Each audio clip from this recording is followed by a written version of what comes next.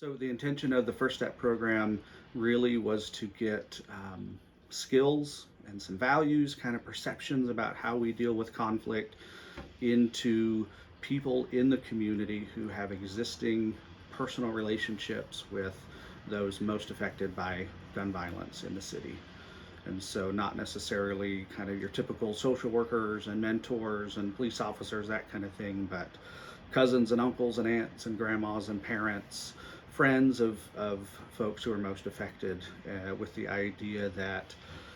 if in a conversation with a friend or a loved one or a neighbor, right, if we could have a 2 degree shift in how that person is thinking about their conflict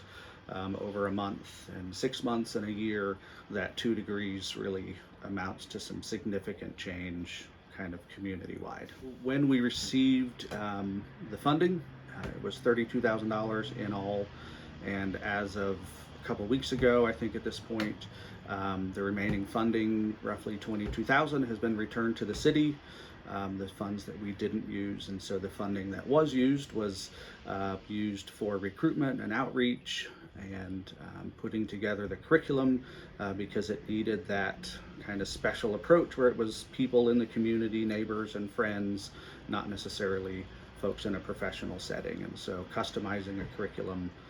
to meet those needs, and recruitment and developing some partnerships to have further access into the community. I do certainly have some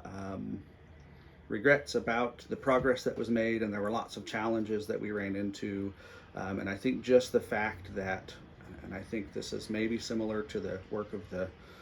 Fuller Gun Violence Commission, that trying to do things in a different way and have a community approach to helping to solve some of these issues, it's really challenging. And so I hope that the commission can continue the great work that they're doing, and I'm happy to be of service if there's a role that I can play in the future. But yeah, we want to make a difference in how people have conversations with each other, and about conflict in general, and that some of that has to happen really at this bottom grassroots community level.